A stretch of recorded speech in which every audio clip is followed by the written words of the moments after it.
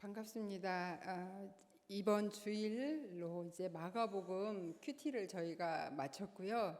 이제 월요일부터 우리가 에스겔 이제 큐티를 시작을 했는데요. 작년 7월, 8월에 에스겔 전반부, 그러니까 에스겔 1장부터 32장까지를 저희들이 큐티를 했고, 이제 이번 주 월요일부터는 에스겔 33장부터 이제 4월 마지막 날까지 에스겔이 48장까지더라고요. 그 48장까지 보름 남짓한 시간을 저희들이 이제 에스겔을 큐티를 할 건데요. 에스겔은 만만치가 않더라고요, 내용이. 그리고 특별히 이제 그 에스겔이 환상을 보는 에스겔 40장부터 48장까지가 설명을 좀 필요한 그런 본문이라서 좀 40장부터 48장까지의 그 본문을 좀 중심으로 볼 건데요. 어제 말씀이었어요. 에스겔 33장 30절 말씀에 어떤 말씀이 있었냐면, 지금 에스겔은 바벨론 포로에 가서 그 포로들을 대상으로 예언을 하는 선지자 역할을 하는 그런 선지자인데, 그 에스겔에게 이제 그 이스라엘 백성들이 찾아오죠. 그래서 그 에스겔에게 그 말씀을 들려달라고 찾아와서 이야기를 하는데, 그들의 태도가, 하나님의 말씀을 듣는 태도가, 에스겔에게 찾아온 그들의 그 반응이 뭐라고 말을 하냐면, 여호와께로부터 무슨 말씀이 나오는가 드러나 보자. 그리고 백성이 모여서 에스겔 앞에 앉았지만 내 말을 들으나 그대로는 행치 않. 그러니까 예언자의 에스겔의 말을 듣지만 순종하진 않아요. 그러면서 에스겔한테 뭘 요구하냐면, 그들은 내가 고운 음성으로 사랑의 노래를 하며 음악을 잘하는 자같이 여겼다. 바벨론 포로에 가서 그 말씀을 전하는 에스겔에게 말씀을 들으러 와서, 이 유대 백성들이 바벨론 포로로 가서 그 에스겔한테 요구하는 말씀은 고운 음성으로 사랑의 노래를 하며 음악을 잘하는 것 같이, 그러니까 내 귀에 듣고 싶은 달콤한 얘기를 좀 해달라. 그러나 내 말을 듣고도 행하지 않았다, 순종하지 않았다, 이런 말씀을 어제 봤어요. 우리는 하나님의 말씀 앞에 설 때 어떤 마음으로 서는지 점검을 하고, 또 에스겔은 묵상을 할 때 글자를 읽고 우리가 이렇게 전체적인 내용을 살피지만, 사실 정말 에스겔에서는 하나님의 마음을 읽어야 돼요, 에스겔을 통해서. 그래서 오늘은 하나님의 말씀을 어떻게, 그 하나님의 마음이 어떤지 그렇게 이제 좀 하나님의 마음까지도 우리가 살피고 이렇게 만나보는 그런 시간이 됐으면 좋겠습니다. 기도하고 에스겔 말씀 산책 시작하도록 하겠습니다.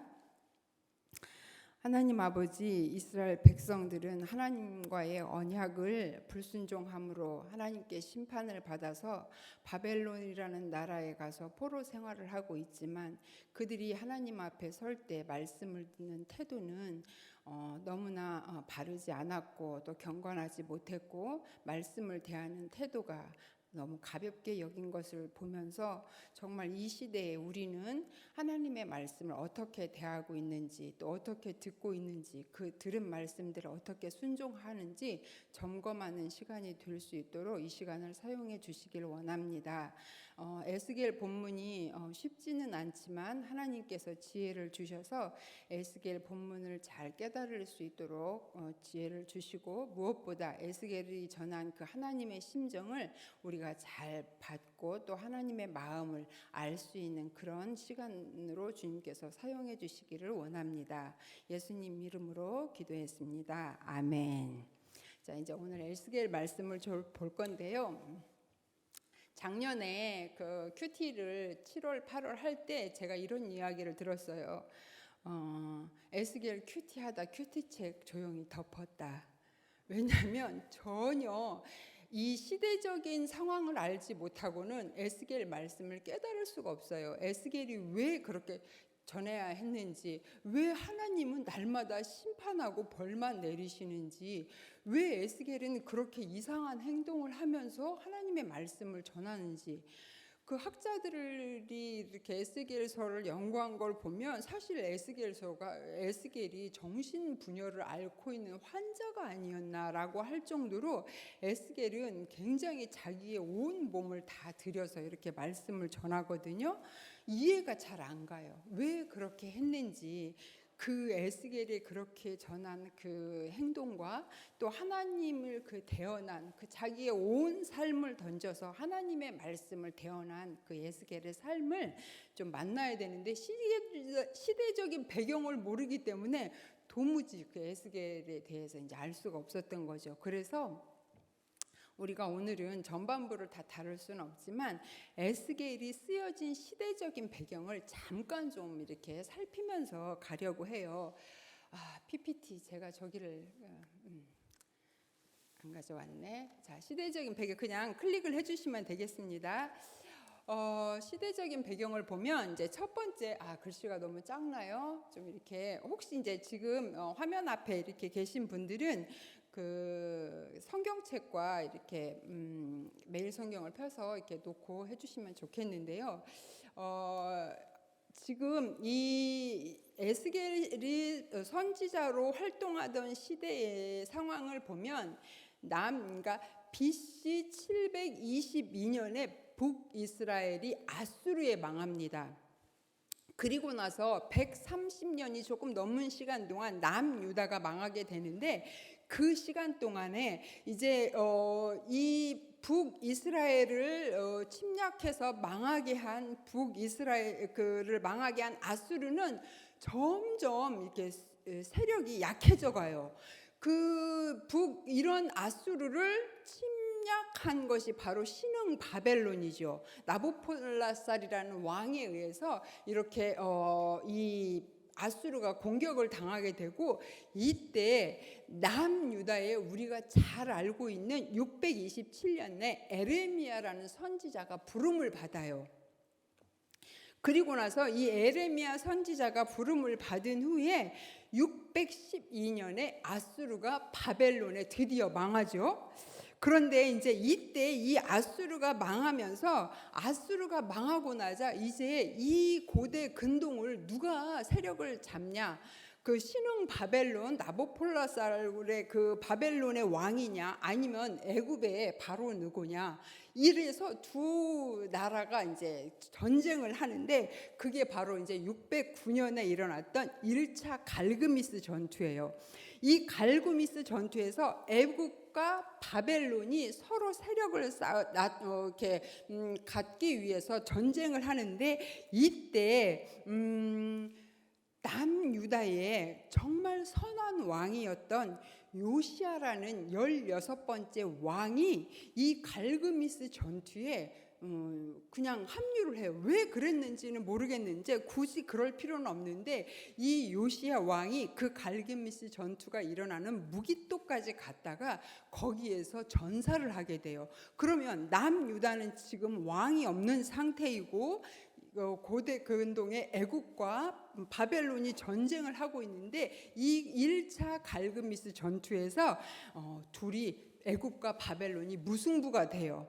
그런데 이 애굽이 자기네 나라로 내려가다가 남유다를 걸쳐 내려가야 되는데 이때 남유다에 들러서 그 요아스 그러니까 그 요시야 왕이 죽었기 때문에 이 요시야 왕의 아들 여호아스를 왕으로 세웠거든요. 바로 그런데 여호아스 폐위 내가 포로로 잡아가고 여호아스 그 여호야김이라는 왕을 다시 세워요. 이 여호아스나 여호야김은 둘 다 요시야의 아들들인데 이제 이렇게 하나는 예굽으로 포로를 잡혀 들어가고 여호야김이라는 왕을 세우고 너 바로 애굽에 나에게 조공을 바쳐. 그래서 이제 그 남유다는 왕이 갑자기 죽자 애굽에 조공을 바치는 신세가 됐는데 몇 년 후에 605년에 2차 갈그미스 전투가 다시 이제 그 애굽과 바벨론이 다시 붙어요. 갈그미스에서 그때 이제 우리 성경에서 다 알고 있는 이 전쟁에서 처음에 1차에서는 무승부였는데 2차에서는 바벨론이 이겨요. 그러면 지금 남유다는 애굽의 눈치를 보면서 계속 조공을 몇 년 동안 보내고 있었는데 이 승리한 나라가 바벨론이기 때문에 이 바벨론의 눈치를 봐야 될 신세가 된 건데, 결국 이렇게 해서 이제 이 바벨론의 왕이 느부갓네살이 승리를 딱 잡고, 나보폴라살이라는 그 왕의 아들이거든요. 그래서 승리를 딱 잡고 결국에는 이 느부갓네살이 어떻게 하냐면 너 이제 애굽에다가 조공 바치지 말고 나를 섬겨, 이렇게 이제 명령을 하는 거죠. 그리고 나서 어떻게 하냐면 이 1차 전쟁에서 2차 전쟁에서 이긴 이 느부갓네살이 1차 포로를 데리고 바벨론으로 떠나요. 그래서 이때 우리가 그 유명한 다니엘이라는 선지자가 바벨론 포로가 되어서 바벨론으로 포로를 지금 가고 있는 거예요. 이게 바로 이 이제 시대적인 배경이고, 그 다음에 이제 몇 년 후에 이때 느부갓네살 왕이 바벨론 포로로 이렇게 왕을 잡아가고 바벨론 다니엘을 잡아가고 하면서 너 나에게 잘 섬기고 나에게 조공을 바쳐, 이렇게 명령을 했는데 이때 여기에 있던 왕이 배신한 거예요. 바벨론을. 그리고 친애굽 정책을 쓰는 거예요. 그러면 이 바벨론 입장에서는 나를 배신했네, 다시 쳐들어와요. 그래서 이때 2차 바벨론이 포로로 끌려가고, 이때 바벨론을 배신했던 여호야긴 왕과 에스겔을 끌고 바벨론으로 2차 포로를 데리고 가는 거예요. 그러니까 지금 바벨론에 의해서 1차 다니엘, 2차 에스겔, 여호야긴 왕, 그리고 나서 이제 3차로 다시 바벨론이 왔을 때, 그때 3차에 586년에 망하는데 1차에 다니엘 갔죠. 1차 지금 다니엘은 그 왕궁에서 바벨론식 교육을 받고 있어요. 그 친구들과 같이. 그런데 2차 바벨론 포로로 갔던 다니엘은 그발 강가에서 포로로 잡혀간 지 5년 만에 하나님의 말씀이 에스겔에게 임해서 거기서 선지자 이제 사역을 하는 거예요. 그래서 593년에 에스겔이 그 바벨론에서 소명을 받고 드디어 586년에 남유다가 멸망하고 성전이 파괴되고 백성들이 바벨론으로 3차로 다 포로로 잡혀가는 이 비극적인 이제 시대를 맞이하는 거예요. 그때 에레미야가 이 남유다에서 전했던 말씀은 바벨론 포로로 가는 거 순종해라, 친애굽 하지 마라, 바벨론의 포로로 잡혀가라, 이렇게 얘기했을 때 에레미야에게 너 매국노구나, 우리가 왜 바벨론의 포로로 잡혀가야 되는지 하면서, 그래서 에레미야는 그 남유다가 망하는 모든 과정을 다 지켜보면서 그 눈물로 말씀을 전할 수밖에 없었던 시대적인 배경이 바로 여기에 있습니다. 그렇게 해서 이제 넘겨주시면요.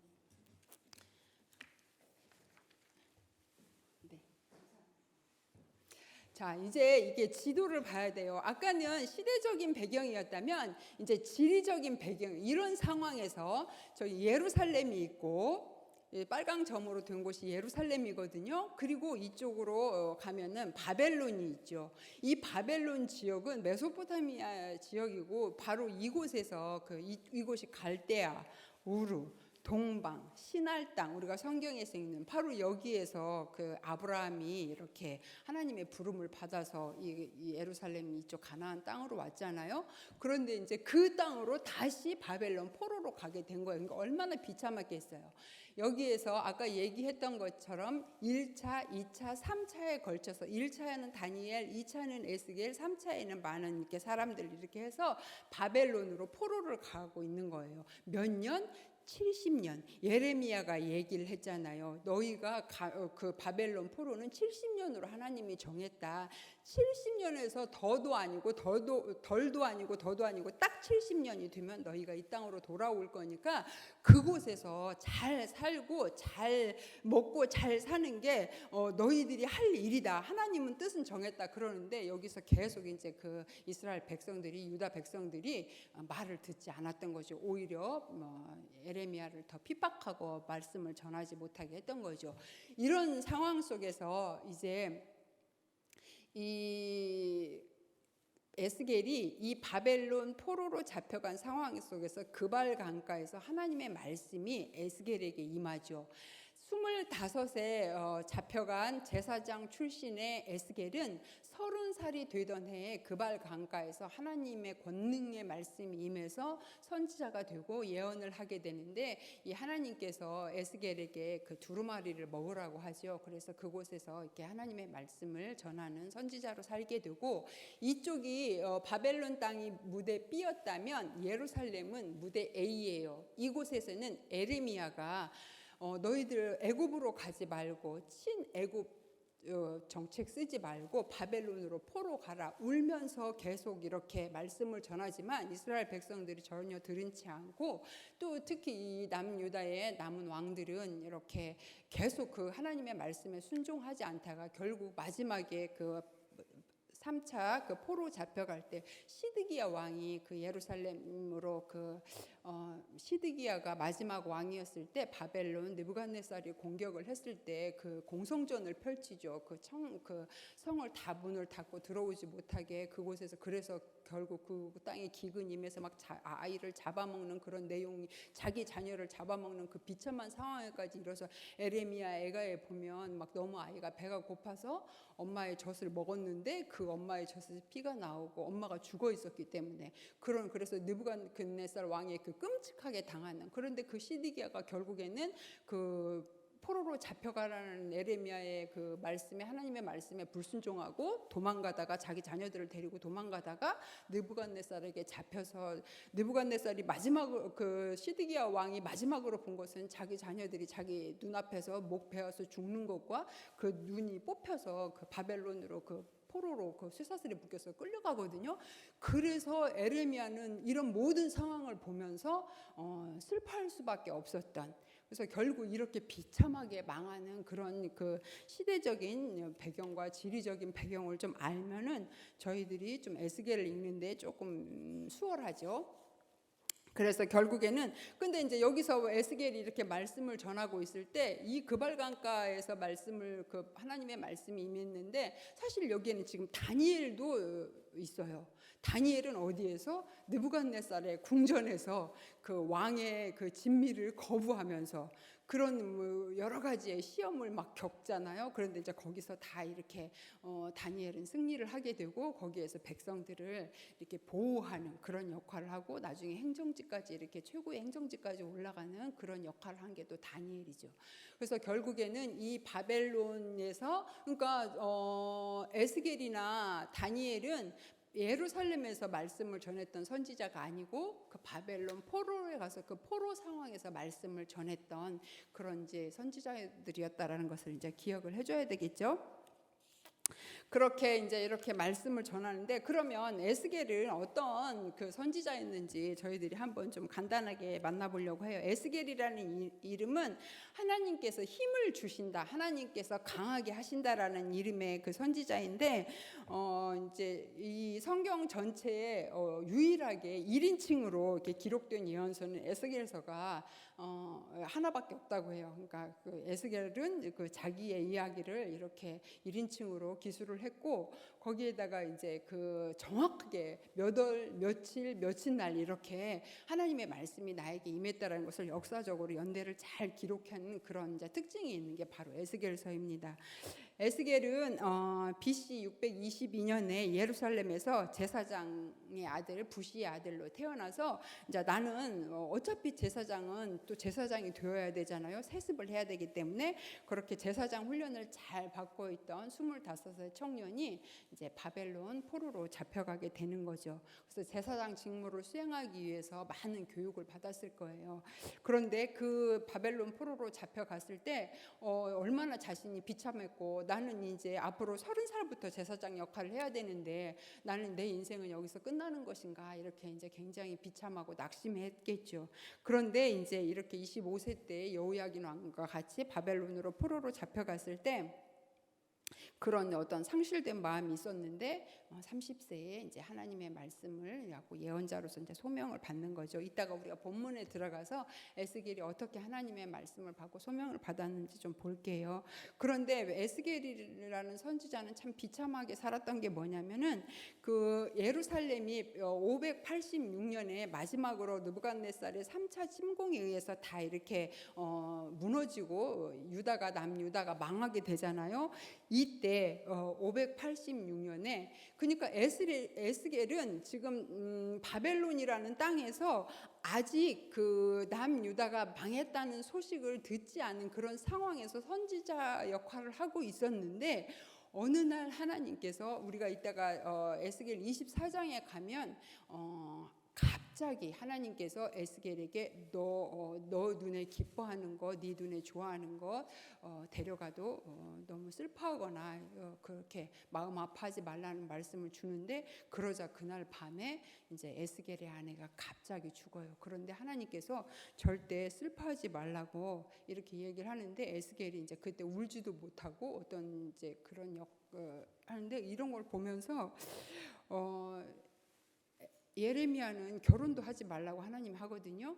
왜냐하면 결혼을 하지 말라는 것은 자녀를 낳지 말라는 거고, 그러면 이 결혼을 하지 않은 제사장인 결혼을 해야 되거든요. 그런데 이 하나님이 에스겔에게는 아내가 죽어도 슬퍼하지 말라고 하고 예레미야에게는 결혼을 하지 말라고 하는 이런 명령들은 뭐냐면 미래가 없다는 거죠. 위로받지 못할 거라는 거죠. 너희들이 앞으로 비극적인 그런 어떤 하나님의 심판이 임해도.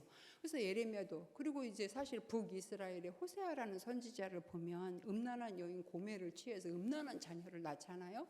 이런 거 보면 진짜 이 시대의 선지자들 하나님의 말씀을 전하기 위해서 얼마나 자기의 몸을 다 드렸는지 정말 상상도 할 수 없는 그런 상태로 그 하나님의 말씀을 전한 거죠. 자, 이렇게 해서 아내가 죽게 되고, 그 다음에 이제 BC 571년까지 22년 동안 에스겔은 그 바벨론 땅에서 그 예언자로 이제 활동을 합니다. 자, 이제 이렇게 에스겔에 대해서 근데 이제 에스겔을 보면 그 하나님이 강하게 하신다고 했는데 왜 강하게 하셨는가라고 생각을 해보면, 아까도 서두에도 제가 얘기했지만 그곳 땅에 와 있는 남유다 백성들은 자기들이 왜 그 바벨론 땅에 포로로 와 있는지 몰라요. 그 사람들을 상대해야 돼요. 그렇기 때문에 하나님께서 내가 너를 금강석, 네 이마를 금강석 같이 하겠다. 다이아몬드죠. 깨지지 않게 하겠다. 왜냐하면 이 배짱이 있어야 되고 이 맷집이 좋아야 되거든요. 왜냐하면 계속 공격을 받을 거거든요. 그리고 사실 그발강가는 포로 수용소거든요. 거기에서 그 하나님의 말씀을 전하는 게 쉬웠겠습니까? 그 강한 그 유대인들을 대상으로. 그래서 에스겔이 이런 사명을 받아서 말씀을 전한다는 거. 자, 그 다음에 이제 에스겔의 구조를 저희들이 잠깐 볼 건데요. 굉장히 작죠. 에스겔은 덩어리 3개로 나눠요. 어떻게 나눌 거냐면요. 1장부터 24장까지가 한 덩어리예요. 3덩어리로 나눌 거거든요. 1장부터 24장까지가 한 덩어리. 그 다음에 이게 작년에 했던 내용이에요. 그리고 나서 이제 열방을 심판하는 25장부터 32장까지 여기가 두 번째 덩어리. 그리고 이제 우리가 월요일부터 새로 시작한 33장부터 48장까지가 마지막 세 번째 덩어리에서 이렇게 세 덩어리로 나눠요. 그러니까 구조는 굉장히 심플해요. 에레미야 같은 경우에는 굉장히 복잡하거든요. 근데 이 에스겔의 구조는 첫 번째는 이제 유다가 어떻게 심판당할 것인가, 남유다가. 그 다음에 두 번째 덩어리에서 25장부터 32장까지는 열방 나라들이 어떻게 하나님의 심판을 받을 것인가. 여기에서는 암몬, 모압, 에돔, 블레셋, 두로, 애굽 이런 나라들이 심판을 받는 내용들이 있거든요. 아주 길게. 그래서 25장부터 32장까지 열방이 어떻게 심판을 받는가. 이렇게 해서 결국 BC 586년에 예루살렘이 망한 그때의 하나님이 그 에스겔이 그 소식을 듣고 에스겔의 메시지가 달라져요. 그때까지는 에스겔은 계속해서 심판에 대해서만 말씀을 전했는데 그렇게 586년 예루살렘이 딱 망하고 나자 그때부터는 이제 33장부터는 다시 너를 파수꾼으로 부른다고 하나님께서 말씀을 하시면서 이제 그때는 하나님의 구원, 회복, 구원, 소망, 비전, 성전을 보여주시면서 그래서 메시지가 달라지 심판에서 구원과 소망으로 메시지가 달라지는 전환점이 바로 33장부터이고 이 계기는 바로 이제 24장에 에스겔의 아내가 죽으면서 BC 586년에 예루살렘 성이 함락되면서 이제 이렇게 에스겔의 메시지가 이제 변화가 되는 거죠. 그래서 에스겔은 이렇게 크게 세 덩어리로 나눌 수 있는데 우리가 이 시간에는 한번 다는 볼 수 없어요. 그렇다면 하나님은 왜 그렇게 에스겔을 왜 남유다에게 그토록 진노하였는가? 그것을 에스겔 본문을 통해서 좀 확인을 해야 되는데요. 에스겔 1장을 저희들이 한번 다 같이 펴볼게요. 에스겔 1장 다 폈으면 이제 제가 읽도록 할게요. 30째 해 넷째 달 초닷새. 제가 아까 그랬잖아요. 에스겔은 정확하게 그 연도와 날짜를 기록한다. 이게 13번 이상 걸쳐서 이렇게 에스겔서에는 나오는데 30째 해 넷째 달 초닷새에 내가 그발강가에 사로잡힌 자 중에 있을 때에 하늘이 열리며 하나님의 모습이 내게 보였다. 그러니까 지금 이스라엘 백성들은 하나님은 성전에만 임재하시는 분인 줄 알았거든요. 근데 웬걸 그 바벨론 포로로 간 이방 땅의 포로 수용소인 그발 강가에서도 하나님께서는 임재하시는구나. 아마 에스겔은 놀랐을 거예요. 그렇게 해서 그때 여호야긴 왕이 사로잡힌 지 5년 그달 초닷새였다. 이렇게 이야기를 해줘. 여호야긴 왕. 아까 바벨론 2차 포로 갈 때 같이 잡혀갔던 왕. 그 왕과 같이 이제 그 왕이 사로잡혀 간지. 그래 갈대아 땅 그발강가에서 여호와의 말씀이 부시의 아들 제사장 나 에스겔에게 특별히 임하고 여호와의 권능이 내 위에 있으니라. 그래서 이렇게 하나님이 이때 성전에만 임하는 줄 알았는데 오히려 그쪽에서 그 하나님의 영광이 임하는 걸 보면서 이 에스겔 1장을 보면 그 계시록에 그 예수님이 그 나타났던 그 보좌가 보였던 그 모습처럼 계시록하고 너무나도 많이 이렇게 내용이 많이 비슷하거든요. 그러니까 지금 이 에스겔은 신약 성경에 많이 인용이 됐는데 특히 계시록에서 에스겔을 많이 이렇게 인용을 했는데 그 중에 여기서도 그렇고 하나님의 형상을 이제 보여주죠. 하나님의 그 보좌를 보여주는 거죠.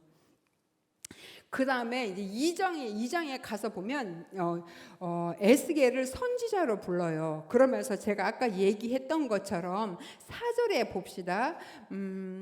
이 자손은 얼굴이 뻔뻔하고 마음이 굳은 자니라. 내가 너를 그들에게 보냈는데 너는 그들에게 이르기를 주 여호와의 말씀이 이러하시다 하라.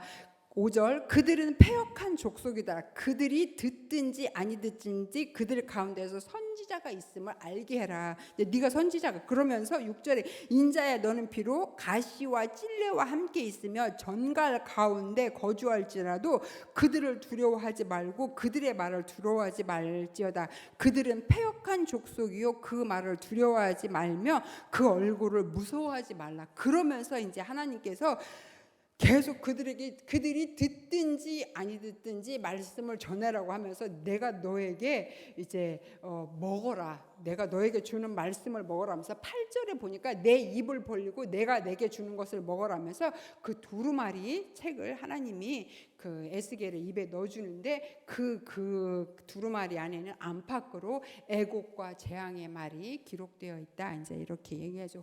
그러면서 3장에 가서 그 두루마리를 먹게 되고 에스겔이 이제 진짜 그 하나님의 그 말씀을 전하는 선지자가 되고 여기서 이제 파수꾼을 삼는 거죠. 3장에 가서 이제 근데 33장에 다시 또 파수꾼으로 불러요. 파수꾼이 뭔가요? 경계하는 사람이죠. 보초 쓰는 사람이죠. 적이 오지 못하도록 지키는 사람이잖아요. 정확한지는 모르겠는데 군대에서 그런 말이 있대요. 군대에 간 군인들에게 전쟁에는 질 수 있어도 전쟁에 지는 것은 용서를 받지만 경계에서 실패하는 것은 용서받지 못한다. 그만큼 경계가 중요하다는 거죠. 그러면서 이 에스겔에게 파수꾼이라는 사명을 하나님께서 이제 주시죠. 그리고 나서 이 너무나 이상한 그런 상징 예언들을 많이 하도록 해요. 이해가 잘 안 가는, 처음에 저도 이 에스겔을 봤을 때 이게 뭐지 했는데, 사실 이거는 이제 우리가 모노드라마라고 아시나요? 그 주인공 혼자, 배우 혼자 나와서 혼자 열심히 하는 연극을 모노드라마라고 하잖아요. 지금 이 에스겔은 그렇게 이스라엘 백성들 앞에서 모노드라마를 해야 돼요. 토판에다가 글을 이렇게 써서 예루살렘이 이렇게 포위된 것처럼 이렇게 그림을 그리기도 해야 되고, 그 다음에 아주 적은 양으로 기근이 올 것이라는 것을 하나님이 알려주기 위해서 아주 적은 양의 곡식을 에스겔에게 먹으라고 주는데 사람이 똥으로 구워 먹으라고 이렇게 하니까 나는 그렇게 부정한 음식에다 한 번도 내 입에 댄 적 없대. 제사장 출신이잖아. 그러니까 레위기의 음식을 얼마나 정결하게 먹었겠어요. 그런데 그 레위기 법을 알고 음식법을 알고 그런데 못 먹겠다고 하니까 그럼 하나님 그럼 소똥으로 구워 먹어라. 그렇게 해서 에스겔이 거기에서 그 음식을 소똥으로 구워 먹는다 할지, 아니면은 뭐 이렇게 이쪽으로는 390 쪽으로 390일, 북쪽으로 뭐 40일 이렇게, 북쪽으로 390일, 남쪽으로 40일 이렇게 해서 이게 꼼짝 말고 누워 있으라고 하는 뭐 그런 거. 그리고 에스겔에 있는 온 몸의 털을 다 이렇게 칼로 밀으라고 해서 그것을 하나는 불태우기도 하고 하나는 바람에 날리기도 하고 하나는 칼로 쳐서 앞으로 남유다가 이렇게 심판이 당할 거라는 것을 하나님이 상징적으로 이렇게 에스겔에게 이렇게 하라고 이런 명령을 내려서 에스겔은 또 그것을 또 다 해요. 5장 6절에 그렇게 나와 있, 5장에 이렇게 나와 있고, 그다음에 이제 하나님께서 이렇게 남유다가 얼마나 비참하게 심판받을 것인지를 계속 이야기를 하면서 8장으로 넘어가면 이 8장이 굉장히 중요한 장이 뭐냐면, 왜 하나님이 그토록 화가 났을까? 우리는 성전에 가서 이렇게 예배를 제사를 잘 드리고 하나님을 잘 섬겼는데 왜 우리가 이렇게 바벨론 포로로 끌려왔을까?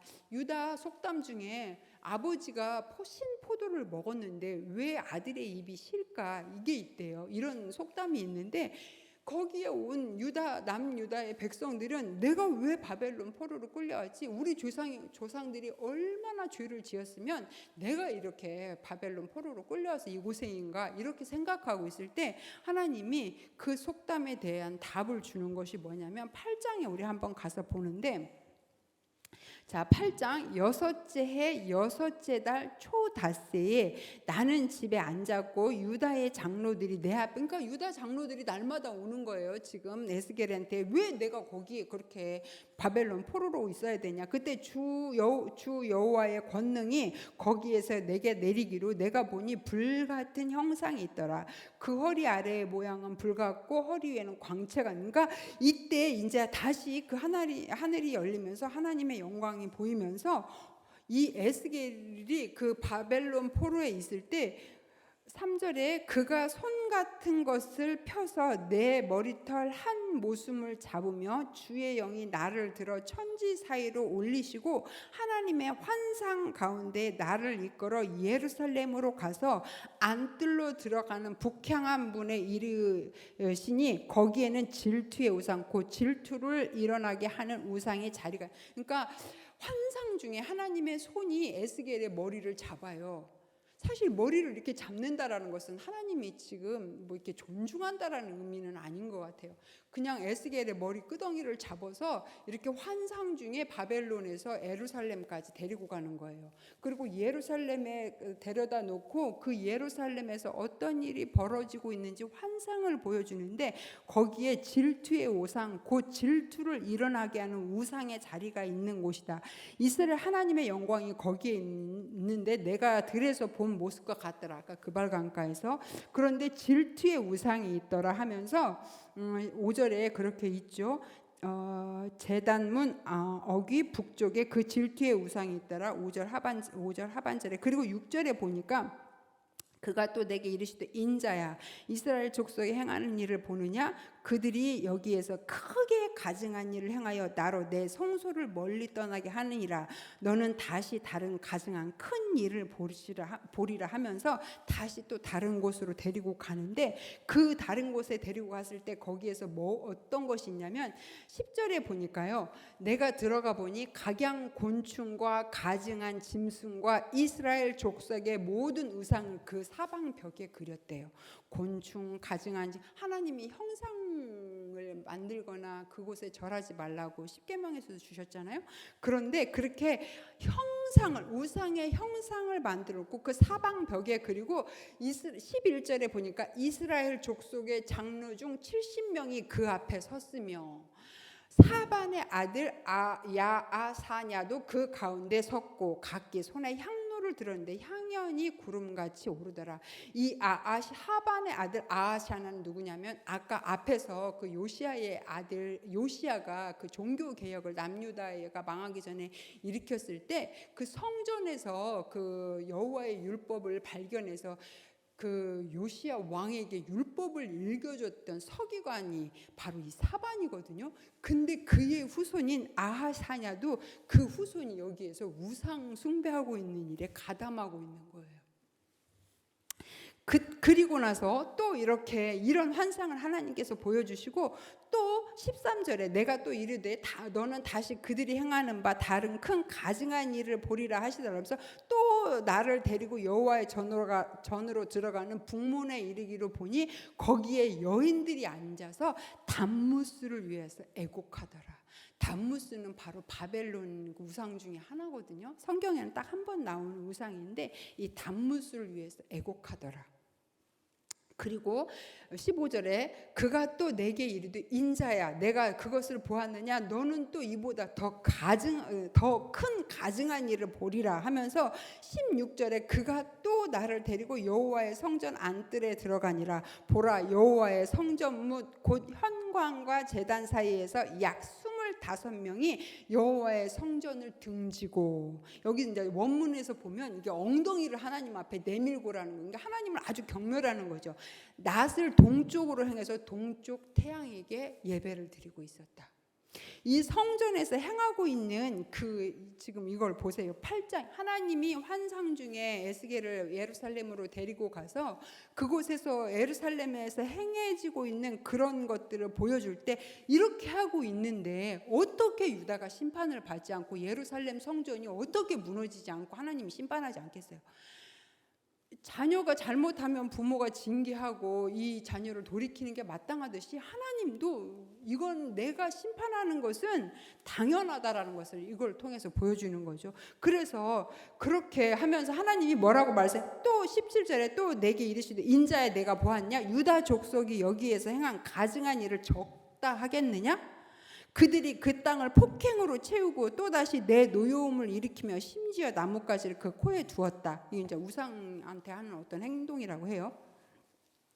그래서 하나님께서 예루살렘을 심판하기로 작정을 했다. 그렇게 해서 결국에 이 하나님의 영광이 에스겔 10장과 11장에 보면 이 하나님의 영광으로 가득해야 될 성전에서 하나님의 영광이 동문을 향해서 나가요. 하나님의 영광이 떠난 성전, 쓰레기장만 또 못하는 곳이 바로 되는 거죠.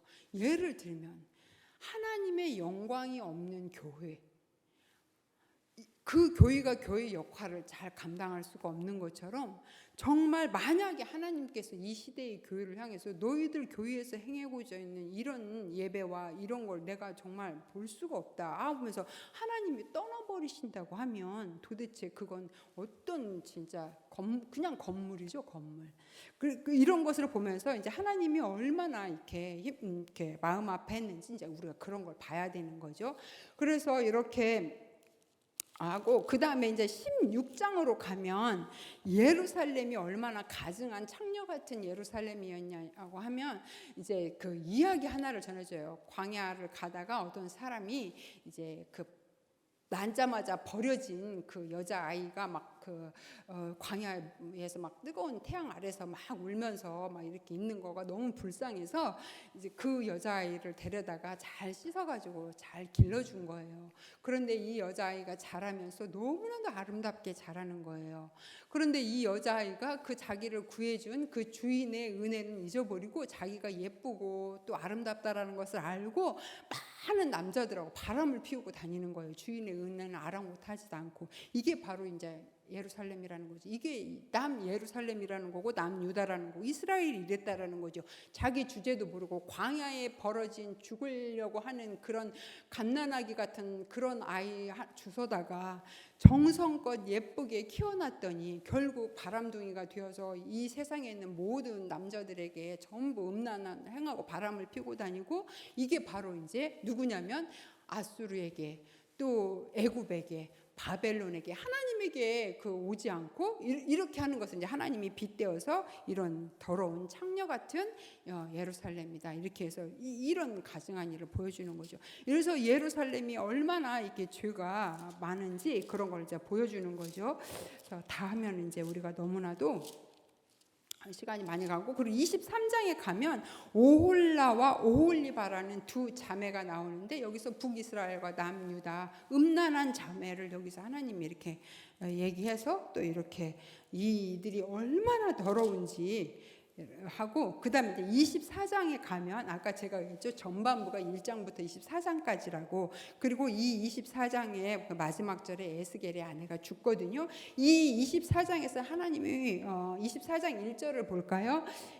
아홉째 해 열째 달 열째 날에 여호와의 말씀이 내게 임하여 이르시되 인자야 너는 날짜 곧 오늘의 이름을 기록하라. 바벨론 왕이 오늘 예루살렘을 가까이 와서, 이때가 이제 예루살렘이 완전히 3차 침공에 의해서 멸망을 하는 날인데, 그때 녹슨 가마 같은 예루살렘을 보여주고 이곳에 이제 그 짐승을 넣고 막 푹 삶는 거예요. 녹슨 가마에다. 그래서 완전히 국물까지 다 졸이는데 여기는 아주 그냥 지옥이죠, 지옥. 녹슨 가마에서 그 뜨겁게 그 완전히 국물까지 다 쫄아버릴 것 같은 하나님이 이렇게 심판하신다라는 것을 이제 이렇게 보여주시는 거고, 그 다음에 이제 에스겔의 아내가 아까 얘기했던 것처럼 16절에 보면 24장 16절 인자야 내가 내 눈에서 기뻐하는 것을 한 번에 쳐서 빼앗으리니 너는 슬퍼하거나 울거나 눈물을 흘리거나 하지 말면 죽은 자들 위하여 슬퍼하지 말고 조용히 탄식하고 수건으로 머리를 동이고 바느시는 입술을 가리지 말고 사람이 초상집에서 먹는 음식을 먹지 말라. 이것을 이제 백성에게 전했는데 그날 밤에 아내가 죽어요. 그래서 이렇게 하면서 하나님이 얼마나, 그러니까 이 에스겔의 아내가 죽어서 그렇게 슬퍼하지만, 너무나 슬프지만 하나님 울지 말라고 하잖아. 이게 내 심정이다. 너의 기뻐하는 아내가 죽었을 때 너의 심정이 찢어지듯이 예루살렘이 그렇게 됐을 때 내가 내 심정도 그렇지만 울지 않겠다. 그러니까 에스겔은 지금 하나님과 마음이 이렇게 통하고 있는 거죠. 하나님의 마음을 자기 삶으로 완전히 표현하고 있는 거죠. 이렇게 해서 에스겔의 이제 전반부가 끝나고 우리가 쭉 넘어가서 25장부터 아까 32장까지는 열방들이 이제 이렇게 받을 심판, 다른 나라들이에요. 다른 나라들이 받을 심판에 대해서 하나님이 이제 말씀을 해주시는 거예요. 그리고 쭉 넘어갑시다. 그리고 이제 33장에 가서 보면 33장에 에스겔이 다시 파수꾼이 돼요. 다시 하나님의 말씀이 임해요. 그러니까 우리가 월요일 날 혹시 큐티를 하셨던 분들은 이제 그 에스겔이 다시 파수꾼의 사명을 받은 것을 보거든요. 7절에 33장 인자야 내가 너를 이스라엘 족속의 파수꾼으로 삼음이 이와 같으니라 하면서 이스라엘 백성들에게 경고를 잘 하라고 이렇게 이야기를 하고, 그 다음에 이제 보면 하나님께서 에스겔에게 그 앞부분에서 우리가 그 놓치고 왔는데 말씀을 전하지 못하게 해요. 그러니까 하나님이 말씀은 이렇게 두루마리는 먹여주는데 때가 될 때까지 말씀을 전하지 못하게 이렇게 하는데, 이때 예루살렘의 함락 소식을 들은 그날, 그러니까 21절에 우리가 사로잡힌 지 33장 21절 우리가 사로잡힌 지 12째 해 10째 달 5째 날에 예루살렘에서부터 도망하여 온 자가 내게 나와 말하기를 그 성이 함락되었다, 예루살렘이 함락되었다고 전해주니까 도망한 자가 내게 나오기 전날 저녁에 여호와의 손이 내게 임하여 내 입을 여시더니 다음 아침 그 사람이 내게 나올 때 그때 내 입이 열려서 내가 이제 다시는 잠잠치 않았다. 그래서 이제 드디어 다시 에스겔이 말씀을 이제 전하게 되는데, 이때는 심판의 말씀을 여지껏 전했다면 이제 구원의 말씀을 전하는 선지자가 이제 되는 거죠. 그래서 이렇게 말씀을 전해서 다시 한번, 그래서 오늘 본문에 보니까 왜 그렇게 이스라엘이 남유다가 망할 수밖에 없었냐? 거짓 선지자들, 거짓 목자들, 하나님의 말씀을 제대로 가르치지 않은 거짓 목자들 때문에 이스라엘이 남유다가 그렇게 되었다고 하나님이 그렇게 말씀을 해주시면서 뭐라고 말씀하시냐면, 이제는 내가 친히 내 양의 목자가 되겠다. 오늘 아침에 이 말씀 큐티 혹시 하셨다면 지금 우리가 오늘 국회의원 선거를 이제 마쳤는데요. 정말 양을 위해서 그 목숨까지 내버리는 예수님을 닮은 그런 목자. 그러니까 우리나라도 정말 이 통치자들이 얼마나 정의롭고 공의로워야 나라가 바라서고, 또 교회도 마찬가지로 이렇게 정말 그 예수님의 심정을 아는 그런 목자. 그러니까 이렇게, 그래서 하나님께서 내가 친히 내 양의 목자가 되어서 그들을 이제 인도할 것이다, 이렇게 이제 이야기를 하는 거죠. 그리고 좀 빨리 넘어갈게요. 그리고 이제 34장 넘어가고 35장은 에돔에 대한 심판이에요. 에돔, 세일산이 에돔의 그 수도거든요. 에돔이 누구냐면 에서의 형이잖아요. 에스겔 35장은 오바댜서가 에돔이 망한다라는 것을 예언한 선지자가 오바댜인데, 이 에돔이 정말 망한다. 왜냐하면 이 에돔은 야곱과 형제잖아요. 그런데 이 형제 나라가 힘들고 포로로 끌려갈 때 바벨론의 동조이고 도와주고 오히려 웃으면서 좋아했던, 박수쳤던 이런 에돔 내가 심판한다, 그런 내용으로 이제 하는 거죠. 그러니까 우리도 우리의 이웃이 나한테 아무리 잘못했어도 그렇게 막 좋아하고 하면 하나님이 이제 심판하시는 거죠. 자, 그다음에 이제 에스겔 36장 에스겔 36장 넘어갈게요. 그리고 이제 36장의 뒷부분으로 가서 보면 하나님이 이제 이스라엘을, 남유다를 회복시킨다고 말씀을 하시면서 뭐라고 하시냐면, 남유다가 잘해서 그러는 게 아니라 내가 내 이름 때문에 내 이름을 아껴서 그걸 회복시킬 것이다, 이렇게 이야기를 하셔요. 에스겔 36장 21절에서 한번 보세요. 36장 21절에서 그러나 이스라엘 족속이 들어간 그 여러 나라에서 더럽힌 내 거룩한 이름을 내가 아꼈다. 그러므로 너는 이스라엘 족속에게 이르기를, 주 여호와께서 이같이 말씀하시기를, 이스라엘 족속아, 내가 어떻게 행함은 너희를 위함이 아니요 너희가 들어간 그 여러 나라에서 더럽힌 나의 거룩한 이름을 위함이라. 여러 나라 가운데서 더럽혀진 이름, 곧 너희가 그들 가운데에서 더럽힌 나의 이름을 내가 거룩하게 할 거다. 그러니까 하나님께서 명예를 회복하신다는 거예요.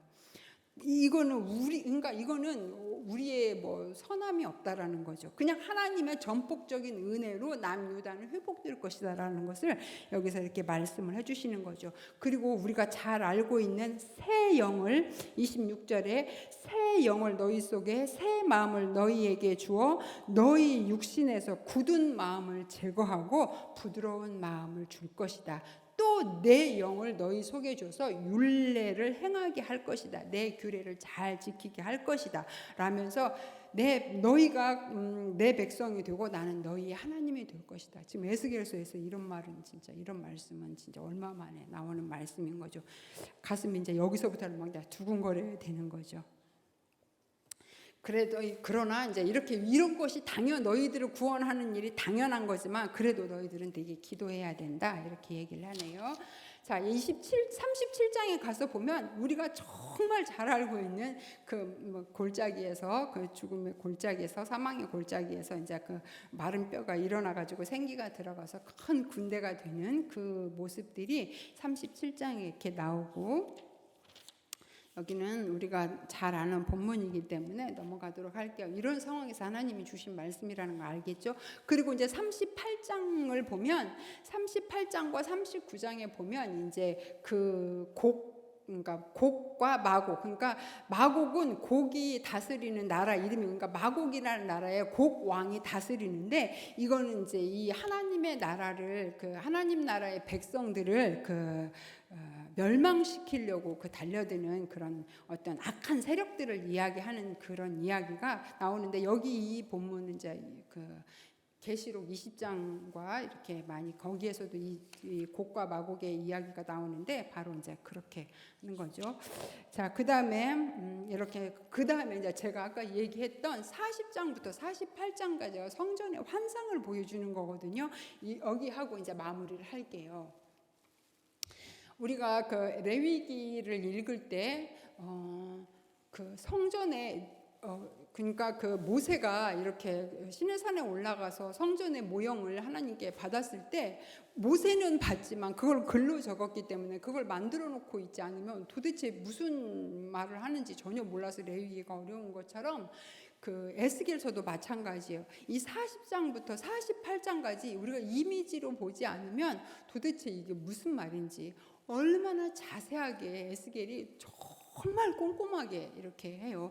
40장에 뭐라고 하나님이 말씀을 하시냐면 4절에 인자야 내가 내게 보이는 그것을 눈으로 보고 귀로 듣고 또 내 마음으로 생각할지어다. 내가 이것을 내게 보이려고 이리로 데리고 왔다고 하면서 이 본 것을 이스라엘 족속에게 전하여라. 그러니까 그 보여주시는 환상을 보여줄 테니까 이걸 이스라엘 백성들에게 잘 전해라 이렇게 이야기를 하는 거거든요. 그리고 43장에 가면 정말로 하나님께 이제 그 영광이 들어오는 이 성전을 에스겔이 짓거든요. 바로 이런 모양이에요. 근데 이 모양은 그 우리가 구약에서 그 성막 광야에서 지었던 그 모세가 지었던 그 성막보다 엄청 크고 또 그다음에 그 솔로몬이 지었던 성전의 몇 배가 되는 이거는 역사상 그러니까 그 광야에서 성막도 만들어졌고 성경에서 그다음에 솔로몬도 성전은 지어서 이렇게 했지만 이 에스겔이 환상으로 본 성전은 지을 수가 없는 너무나 엄청나서 사람의 손으로는 지을 수가 없는 이런 성전을 에스겔이 이 환상으로 본 거죠. 그래서 이 환상을 보여주시고 이렇게 다 지라고. 그래서 1장부터 40장, 41장, 42장까지 3장에 걸쳐서 이렇게 성전을 짓는 그 환상을 하나님께서 다 보여주셔요. 그래서 새 성전이 얼마나 아름답고 엄청난지 이것을 보여주시고 다 성전을 본 후에 43장으로 가면 하나님이 뭐라고 말씀하시냐면 그 후에 43장 1절 그 후에 그가 나를 데리고 문에 이르니 곧 동쪽 문을 향한 문이라. 이스라엘 하나님의 영광이 동쪽에서부터 나오는데 하나님의 음성이 많은 물소리 같고 땅은 그 영광으로 말미암아 빛났다. 4절에 여호와의 영광이 동문을 통하여 성전으로 들어왔다. 영이 나를 데리고 안뜰에 들어가시기로 내가 보니 여호와의 영광이 성전에 가득하더라. 아까 에스겔 10장 11장에서 여호와의 영광이 떠났거든요. 그 성전에서 예루살렘 성전에서. 그런데 하나님께서 에스겔을 통하여서 보여주신 이 환상의 성전에서는 동쪽 문을 통하여서 하나님의 영광이 들어오는 거예요. 하나님 이걸 보여주시는 거죠. 하나님의 영광이 다시 들어오는 성전. 그러면서 하나님께서 뭐라고 또 말씀을 하시냐면 10절에 인자야 너는 그 성전을 이스라엘 족속에게 보여서 그들이 자기의 죄악을 부끄러워하고 그 형상을 측량하게 하라.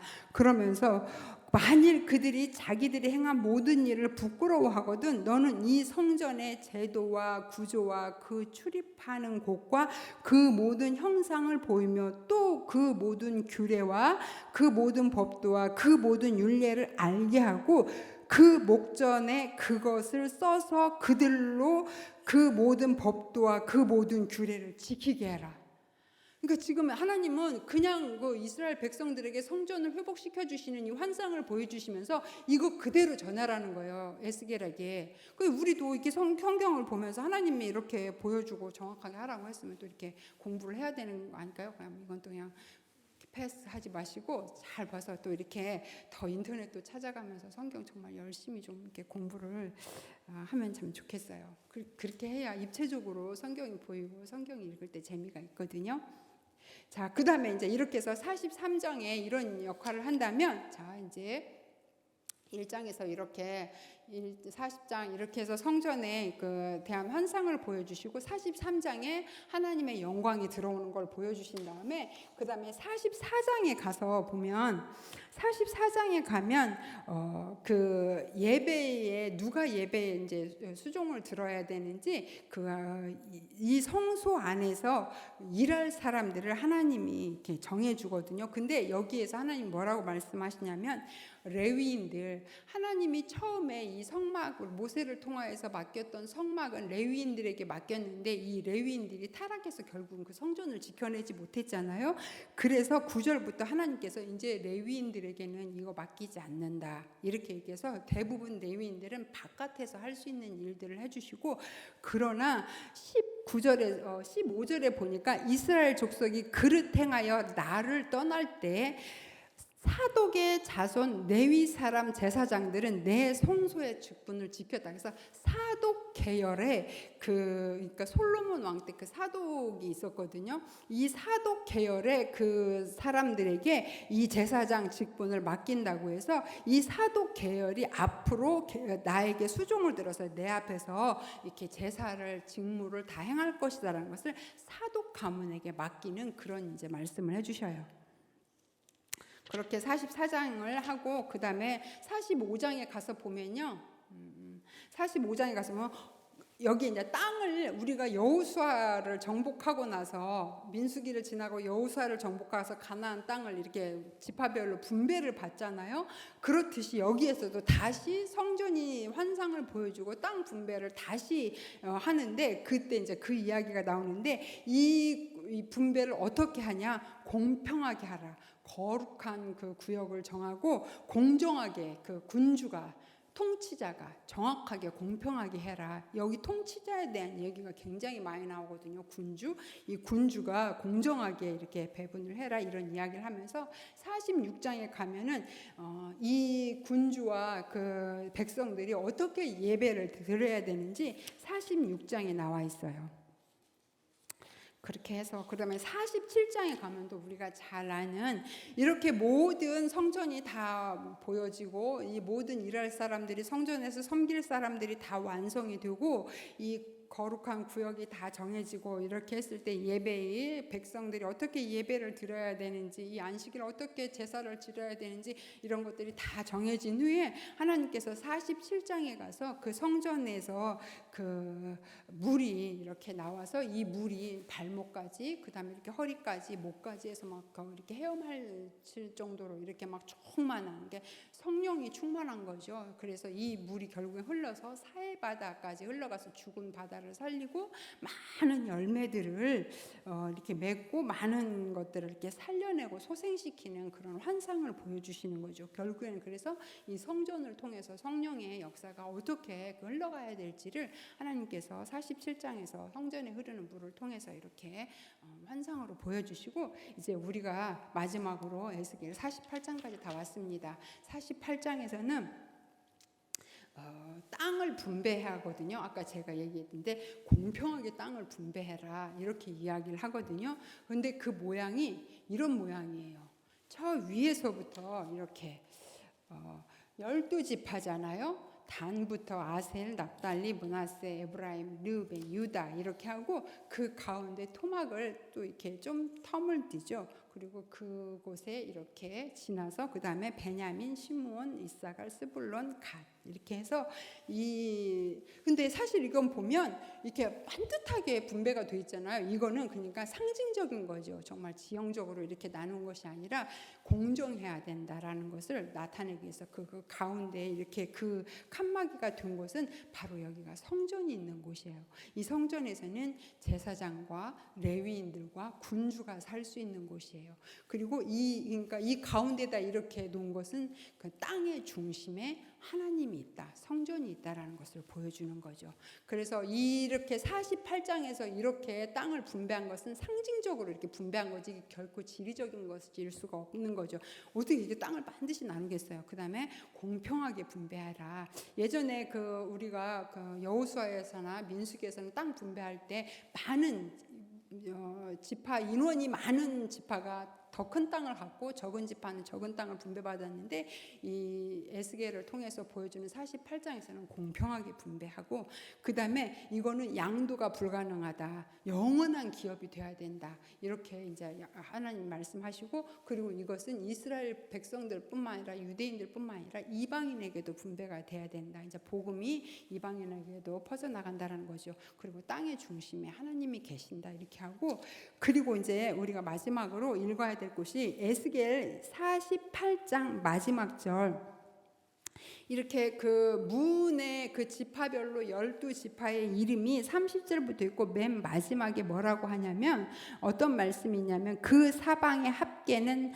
18,000척이라 그날 후로는 그 성읍의 이름은 여호와 삼마라 하리라. 그 성전의 이름은 여호와 삼마가 아니고 그 성읍의 이름이 여호와 삼마라고 이렇게 말씀을 하세요. 우리는 여지껏 성전의 환상을 받고 땅을 분배받았고 땅 가운데 성전이 있기 때문에 이 성전의 이름 여호와 삼마, 하나님이 함께 계신다, 하나님이 여기 계신다라는 이름이 여호와 삼마잖아요. 그런데 성전이 아니라 그곳은 성읍에 하나님이 함께 계신다, 여호와 삼마다 이렇게 하면서 에스겔이 마무리가 되는 거죠. 왜 하나님께서는 그 성읍이라고 에스겔을 통해서 이야기를 했을까 이런 생각을 하면서 이제 제가 마무리를 할게요. 여호와가 여기 계시다. 그곳이 그 장소가 성전이 아니라 성읍이다. 그렇게 에스겔은 제사장이었고 성전에 대해서 누구보다도 잘 알고 정말 성전을 사랑했을 것인데 이 마지막 에스겔 48장 마지막 절에서는 거룩한 성읍에 대해서 이야기로 마무리를 하는데 그게 이제 바로 여호와 삼마, 여호와께서 여기 계시다 이렇게 하면서 우리에게 뭘 말해주고 싶은 것일까 이런 걸 생각을 해보니까 하나님은 성전에 계시는 분이 아니다. 성전에만 국한되어서 계시는 분, 성전 불패의 신앙을 가지고 있었거든요.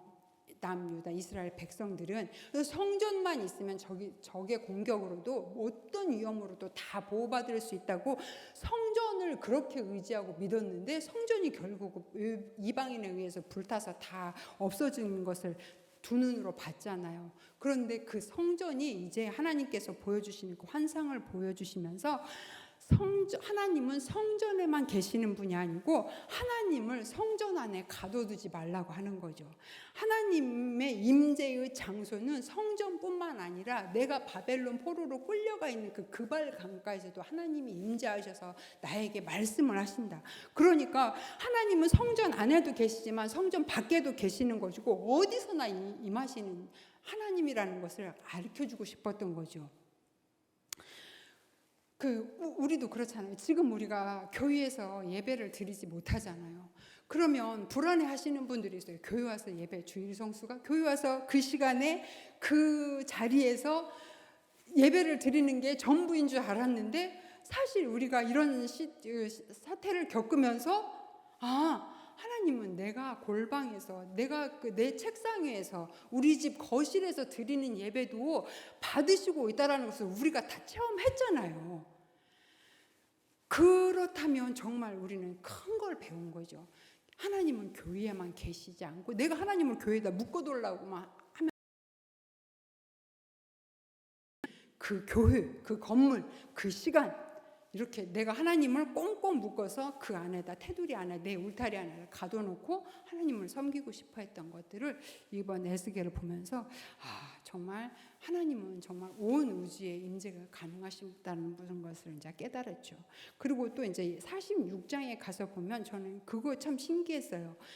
제사장의 부엌이 있어요. 레위기에서 다루지 않은 그 성전에, 그러니까 휘장이나 떡상, 등잔, 분향단 이런 게 없어요. 이렇게 여기 에스겔 성전에서는. 그런데 이번에 또 보니까 성전 이걸 보니까 제사장의 부엌이 있어요. 그 도대체 왜 이런 부엌을 여기다 이렇게 기록을 해놨을까 보니까 제사장이 일하는 부엌에도 하나님이 계시고 부엌에서 일을 하는 그것도 하나님께 예배가 될 수가 있구나. 이런 생각을 하면서 이제 에스겔 말씀을 한번 봤습니다. 그래서 우리가 에만 계시는 분이 아니기 때문에 이 우리의 모든 삶의 현장에서 다 임재하시고 우리와 함께 하시는 여호와 삼마 되시는 그 하나님을 날마다 우리가 이제 만날 수가 있는 거죠.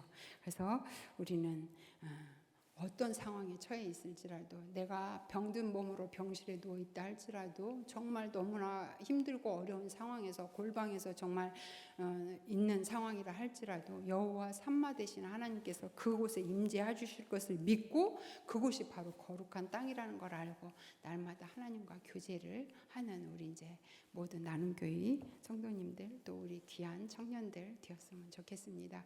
우리 이 시간에 제가 너무 이제 길어가지고 이렇게 했는데 마지막으로 주님 우리 영광 돌리는 우리 그 전도사님이 찬양해 주시고 기도하고 마무리하도록 하겠습니다. 찬양. 저는 주의 영광을 보내. 에스겔이 그발 강가에서 하나님의 영광을 봤던 것처럼 그 성전의 환상을 보고 성전에 막 임하는 그 하나님의 영광을 보는 것처럼 우리도 어떤 자리에 있더라 할지라도 내 눈이 주의 영광을 볼 수 있는 그런 믿음과 그런